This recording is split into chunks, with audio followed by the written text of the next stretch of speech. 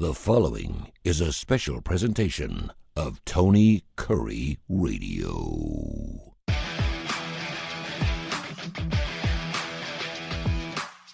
Welcome back to another edition of the Keefer and Kurre Show. It's Kip Keefer, and of course, I'm Tony Kurre, and we sit around and talk about things that are important to us, mainly sports-related kind of stuff. And Kip, how you doing, brother? Everything good? A lot of stuff going on in the world of sports. Major League Baseball season coming to a halting end here shortly. We got, of course, college football kicking off. We're doing the show on a Tuesday. It kicks off in earnest week one coming up on Thursday night. But how are you in the sports world? I know you've been staying very, very busy. Yeah, I got a lot going on, and that's just how I like it. I'm not real fond of idle time, but love being able to allocate time for college football. Man, it was not an auspicious debut to watch your first game of the year in your new home theater, and it's Vanderbilt and Hawaii. But, Tony, I stuck in there every step of the way, and it actually turned out to be a pretty decent game, which doesn't really speak well for Vanderbilt, who beat them by 50 points last year. But it was great, and if my appetite was whet now, I'm absolutely just can't wait for more college football, and we get to see the Florida Gators, coached by what my broadcast partner Terry Quillian lovingly refers to as Sunbelt Billy, go out to Utah to play the Utes on Thursday night, and let's go. More football, the better. And Bill Napier, one of those guys that several people actually thought would be the first Nick Saban disciple to actually win a national title before anyone else who came out. And right now he's kind of behind the angle. I got forced into watching that Notre Dame Navy game. I remember when Notre Dame and Navy used to be kind of special. And I'm watching that game, and I'm thinking to myself, and I kept being told by several handicappers, not Case Keefer, by the way, from the Las Vegas Sun. He did not give me any picks. But I was told to take Navy plus the 20.5 because it was going to be Dublin. It was going to be rainy. Notre Dame's got a new defensive coordinator. You got the triple option. You got all these things. And then all of a sudden, I did a halftime bet, and I thought, I'm going to bet the over 49. So there I am sitting at 42. With Navy with the ball down on the 5-yard line, first and goal. And I'm like, okay, I'll get a push out of this because I ain't getting the 20.5. And of course, they kicked the field goal on a 4th and 17. So that's how my college football season started out. But that's okay. Well, we're gonna get you righted this weekend. Case Keefer is working feverishly, and I promise you he'll come up with some gems. Yes, the starting lineup, by the way, our first show happening this Saturday morning on September 2nd on ABC 3340 from 10:30 to 11 o'clock. It butts right up against that first ACC game. Of course, Virginia taking on Tennessee, so we get a little taste of SEC action as well. You can watch that show every Saturday morning, 10:30 to 11 o'clock, every Saturday morning on ABC 3340. It's called The Starting Lineup with Kip Keefer and Tony Kurre, so check it out. So in the midst of all these things where things are kind of slowing down a little bit, and of course we had the week 0 in college football, and it wasn't very pleasant to watch, but it was college football. I'm flipping around and I see the LLWS, and I'm thinking the LLWS, the Little League World Series. Now, it has been pretty much wall-to-wall coverage for over 2 weeks on ESPN and ESPN2 and the network of ESPN television stations. You can't get away from the Little League World Series. If you want to check out a sports center, chances are you're going to see the Little League World Series. I don't know how it works. I don't know how teams get in. I've heard that you've had to pay to get in. I know there have been teams in the past that have been in. I know there's other Little League teams that are probably better than some of the teams that actually play in the Little League World Series, but they don't have the financial fortitude to get to actually play at that level or on that stage. But there I'm watching El Segundo and Curacao, and I'm going, okay, well, I might as well watch this game. So I'm sitting there in the fifth inning or the fourth inning, and it's 5-1.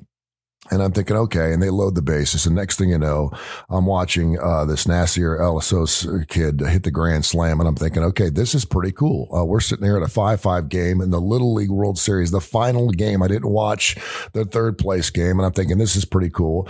And then I'm seeing a kid who has hit more home runs in this Little League World Series season than anyone else. He had hit 4. He hit his 5th as a walk-off home run. And I'm thinking, okay, this is just an amazing game to watch because it doesn't matter what you're watching. It could be women's soccer. It could be pickleball. It could be anything. If it gets down to the last shot, it is a great sporting event. And then you're throwing in the fact that this is the Little League World Series. I'm thinking it's pretty cool. Are you following me so far? Oh, I'm right with you. And I don't know if you watched it at all. And then right afterwards, they're spending some 10 to 12 minutes interviewing the kids asking them who are their favorite movie stars and who are their favorite baseball players, and they're pouring water over their heads, and it's a beautiful moment. And then I see the commercial that comes on right after. Buy Little League World Series merchandise. Now available. Now available. El Segundo World Series Champs 2023. So I get on the site, $39.99 for a t-shirt, $49.99 for a hat. And I'm thinking, Kip? And you're the first person I thought would say, Kip, here we go. All over again. We're fixing to do a pay for play. We're talking 10, 11, and 12-year-olds. I had a problem when the ESPN started scrolling high school football scores along the bottom of the screen during Saturday action. I didn't think it was right. I'm thinking, and their whole moniker this year for the Little League World Series was let them play. Just let them play. Just let them play. They had these beautiful documentaries, if you will, these little pieces. They were showing these kids, eating their mac and cheese and putting whipped cream in each other's hair. And they're riding bicycles in the back streets. And they're doing all these wonderful, and they're getting together and they're playing sandlot baseball on Saturdays when no one knows they're even practicing. The next thing you know, they've gotten to the golden land where they get to go to Howard J. LeMaitre Stadium and play in front of hundreds, if not millions of fans, not only in the stadium, but also on ESPN coverage. And by the way, ESPN covered every game there was until the Little League World Series. And of course, it wasn't on ESPN. It was on their sister station, ABC 3340, which is the same station. We're going to be the World Series of the starting lineup coming up on that show on Saturday. But I'm thinking to myself, okay, why did ESPN cover every game? And all of a sudden, when you have the World Series, the Little League World Series, they move it to network television. Well, you know why. Money, money, money, money, money, money, money, money, money, money, money. And so all I could think about were all the people, including ESPN, making tons of money off these 10, 11, and 12-year-olds. Am I setting the table for you for where I want to go on Keefer and Kurre this weekend? Absolutely. I am sitting with my knife and fork in hand. well, I'm going to let you take it away because I have rapped long enough. I've got a problem with this. I want these kids to play. I want their notoriety, but I feel like we're taking advantage of these little kids, and I think ESPN is the king guy to do it. Yeah, Tony, we've watched this evolve over the last, I would say, 15 years. The Little League World Series, and I was a full-scale participant back in the Fred Flintstone era in Little League Baseball. I played all the way up until the last limit that's sanctioned by official Little League. And again, now remember, like everything else, Little League Baseball is just one of the brands of children's baseball. You could play up to senior league, which was the league after majors, which is what we're watching in the Little League World Series. And you mentioned that's a few 10-year-olds, very few. Unfortunately, I got to the major leagues in Little League when I was 10 and never played. It was a discouraging year because I really should have been playing full time at the lower level, but prepared me for my 11 and 12-year-old years. And I actually made one of those all-star teams that is selected at the end of the year. It's a big deal, a lot of hoopla. They make the announcement of who's going to be on the team. And it's a one and done thing. You go play a tournament with like 4 teams. As soon as you lose, you go home. And that was my experience as a 12-year-old. I got a chance to do it again when I was 15 in the senior league in Little League. And it's the same format. It's kind of amazing because there's a big finals for that tournament. You go to the nationals, you keep advancing through regional tournaments. It's a complete summer-long commitment. You got to win like 3 layers of tournaments to get to the finals. But we don't pay any attention to the 13, 14, and 15-year-old division.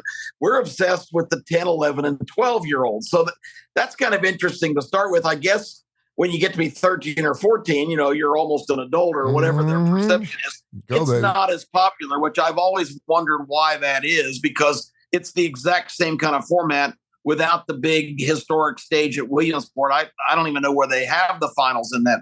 But I'm saying all this because I think they've learned they can cash in big time on the continually expanding coverage.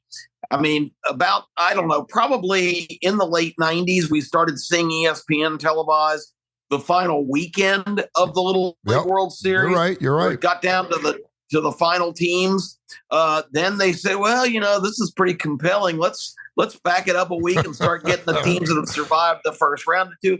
Now, like you say, every single game from the time these teams land in Pennsylvania are on. And like so many other sports, this is always rife in controversy. We've had Danny Almonte, I'll never forget the kid's name, pitch for a ragtag bunch from Brooklyn who became the darlings of the country and looked like that was one of the great stories of all time until, Danny Almonte's 14 years old pitching in a 12-year-old limit situation and striking out everybody.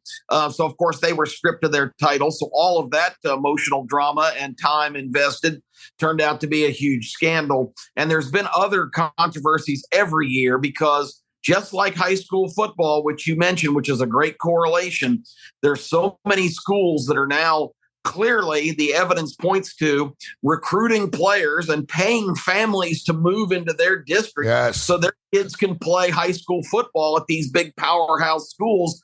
Hoover, sorry. That's in the Birmingham area. That's a prime example. And Thompson now, who's thriving with the Tagovailoa brothers coming through there and a number of other luminary players in recent years. So like everything else, the whole idea of where these kids are coming from that are on these teams that become all-star teams, because Little League is not what it used to be. Most of these kids play travel baseball, pretty much every calendar day of the week. So these are de facto, they might be 11 or 12 and still squirt whipped cream in each other's hair and do kid things. But these kids are being more and more stylized to be the stars of the show because, like you said, this is a cash cow opportunity for the networks. Everybody, they exploit the stories. They tell the heartwarming tales of their families and their trials and tribulations and the kids being kids. But really, it is just a vehicle to get into your pocketbook. And my question back to you, Tony, is how long is it going to be before parents of these kids start saying, well, there's millions of dollars being made here. Our family and our kid needs to be compensated for playing in these games. There is no doubt. Right around the corner. That's exactly what I'm talking about. I mean, and listen, I'm okay with that. We're doing it in college football now. Just tell me what it is. Don't try to stop taking live shots at Cardboard Hill, showing kids eating watermelon in between the third and fourth inning and passing notes to their girlfriends between the fifth and sixth, and tell me we're just letting them play. These kids are being taken advantage of. They are. And if you are a smaller kid in a social economic challenging issue, your mom and dad are never going to be sitting in the stands at a game like that because your team's not going to have the money to travel and do travel ball like everyone else is. That's what I'm saying. I know there's a baseball team out there that's probably better than them. This would be a great movie, by the way. All I want to know is this what we're going to be doing again? Because we always do this. We always do this. We take something really, really pure, something really, really cool. The reason we don't have 13, 14, and 15-year-olds, like you said, they're prepubescent. They're too old. They're not cute anymore. They're not puppy dogs. These are puppy dogs. These are 10, 11, and 12-year-olds that actually play. They don't make a lot of errors. There's no pass balls. And we enjoy watching a 10-year-old make a throw from third to first as fast as they can. Obviously, the bases are a little shorter. The rules are a little different. They don't play as many innings. But, I mean, if that's what this is going to be, and we're going to monetize this and turn it into a multi-million-dollar thing, which is what we're doing. We've already done it. ESPN, I got news for you. ESPN, which makes roughly $500 million a month, $500 million a month just on cable subscriptions. So we've been cutting the cable for about 6 or 7 years. They're not latching on to something like the Little League World Series unless they're making serious jack out of it. And when I start seeing them selling merchandise, I don't know if that's through the Little League World Series or whether ESPN has a piece of that. And by ESPN, you're gonna listen to me right now, and you're gonna agree with me. I will bet you anything within 2 years you'll be able to bet on the Little League World Series. You can already lay you can already lay money. There's lines through my local guy. I could have bet on the Little League World Series behind the dumpster guy, right? The guy's calling me up saying, hey, by the way, I got El Segundo minus $1.65. You want some action on it? You can already bet on it. They're making their own lines. But since ESPN now is also in the gambling world, I can promise you. I mean, you can already bet on high school games. That's a no-brainer. That's no big deal. Oh, absolutely. I'm telling you, we're going to start betting legally. Legally, you're going to start being able to bet on a 10, 11, and 12-year-old, and people are going to start making money on that. When that starts to happen, it's gotten out of control. And the only people that are playing the game that have no say in it are these 10, 11, and 12-year-olds who are actually just letting them play. Us adults are getting in the way. We're creating this mass hysteria for Little League World Series. They got the highest ratings they've ever had in the history of the Little League World Series this year. Probably a lot of it had to do with the fact we had a 6-5 game with a grand slam and a walk-off, which was just fun to watch. I just want the purity of what this game stands for to remain intact, and it's already gone. Yeah, it is gone. I think I've highlighted on the show before. My kids years ago turned me on to the brilliance of the South Park guys, who nothing is immune from abuse from the South Park guys. Anything that they think is it needs to be chopped down a couple of pegs. A couple of years ago, Tony, I think they saw this coming because there's a classic. Did you see the South Park? Yes. When the South Park Cows are advancing in the Colorado State tournament, and they're going, "This is ruining our whole summer. We're not going to have a chance to do anything else. If we keep winning, we're going to play till school starts."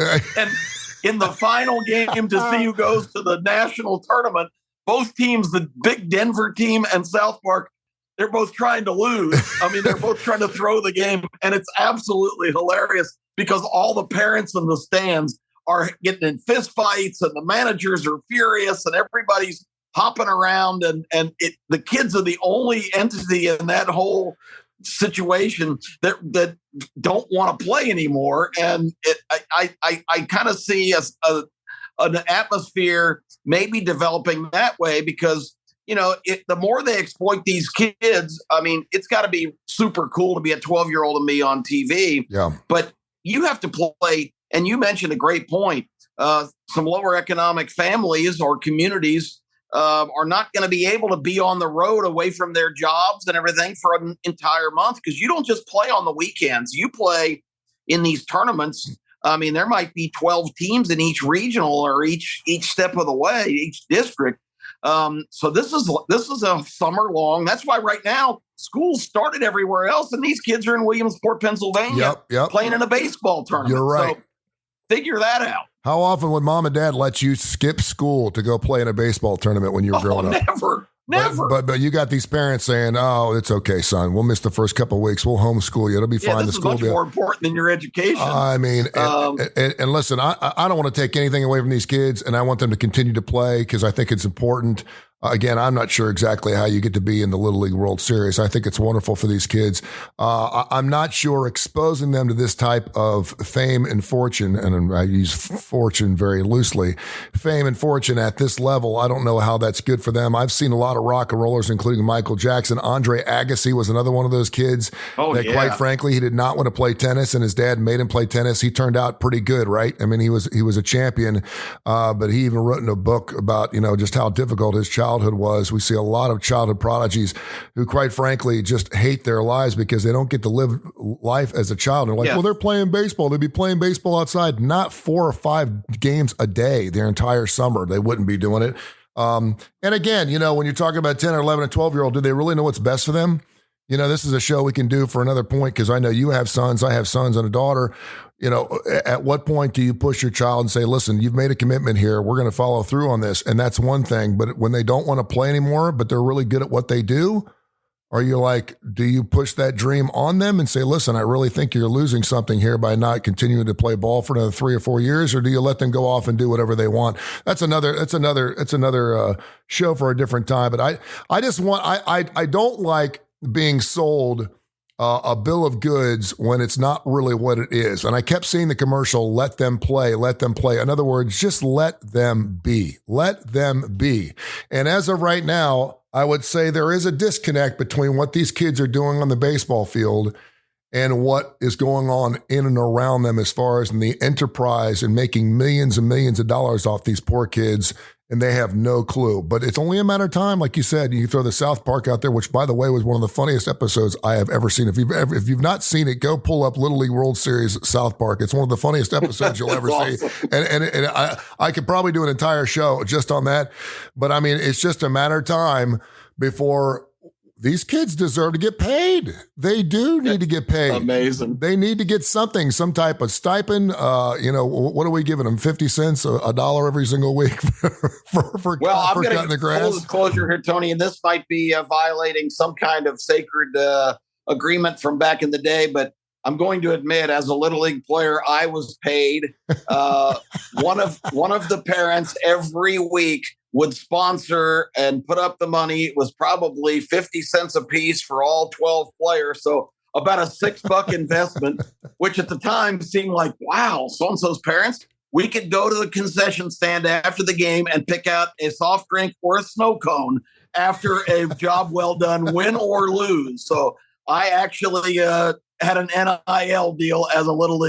That's the other thing. You talk about allowances right after the game. The kid who who hit the game walk-off home run got an Orange Julius. What a deal. He gets an Orange Julius, and there's mom and dad who are eating prime rib and getting, they're not sitting coach on the way home. I got news for you. The kids are sitting in the back of the plane. The parents are sitting in first class. He's drinking an Orange Julius, and all of his buddies are giving him Zerberts and stuff, and then the parents are getting home, and they're probably getting some big bank deals. It's a travesty. But I mean, it was a great game. This is the first year where I've actually watched the Little League World Series from start to finish. I don't know why, because I know what it is, and I just feel like these kids are being taken advantage of. But pay the kids, give them $1,000 a piece. I mean, what they'll do is they'll give the kids like somewhere between $100 and $1,000, and it'll go into a trust. Right? They won't be allowed to spend the money right away, but each kid should get some type of stipend that they can use later on in their life for appearing in the Little League World Series. And it probably should come in the pockets of ESPN. I mean, I'm kidding you. I mean, because they have taken this. Listen, when ESPN shows up, it's a great day. They say two people you don't want to see at your door is 60 Minutes and IRS. But when ESPN shows up at your door, it's a good day. Yeah, open up. Because you know you've done something right. And if they're making money on it, and you know they are not airing the Little League World Series if they're not making some serious bank on it. They'd rather play Sports Center for 24 straight hours than play the Little League World Series if it's not making money. Someone's making some serious jack on this. So, hey, listen, one show we're hoping to make a little money off of, and we're going to make a lot of friends and a lot of viewers too, on ABC 3340 every Saturday morning, starting this Saturday, September 2nd. College football kicks off in earnest, a week one, if you will, coming up this Thursday. I can't wait to sit down with you. We got Terry Quillian's going to be part of the show. Your son Case is going to be part of the show from the Las Vegas Sun. We've got the legend. He's going to be doing his Tide forecast. We're going to be doing that. And our first guest, Al Del Greco, is going to be getting as the Minutemen of UMass come calling to the Auburn Tigers and Hugh Freeze his first year. Throw a quick question at you. Who wins more games in their first year as head coach? Is it going to be Hugh Freeze or Trent Dilfer? Wow, that's an interesting question. I need to look at UAB's schedule, and I'm planning on doing that. I'm out of town. I'll be flying home tonight. I'm going to take a look at UAB's schedule because I was asked a question on another show I guested on last week, my expectations for UAB, and I know they're stepping up. And congratulations to everybody over there. I know you do a show with the athletic director, and they've got to be really excited to be entering the American Athletic Conference, which has some more marquee names, and it's a step up from where they've been. But I know they're not predicted to do very well. But my answer on that show, without being expert on their schedule, was do not ever underestimate what UAB can accomplish, because that has been a school. Coach Clark has put in a system there, and Trent Dilfer now inherits that, of them doing a lot more than the experts think and being a lot better team, a lot more competitive. UAB is a program that everybody associated with it should be proud of. So nothing they do on the field, Tony, surprises me. So I'm gonna say I think Hugh Freeze would be doing well this year to manage 7-5.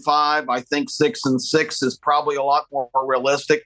He has started to turn things back in a positive direction, but he still just does not have the horses down there. Yep.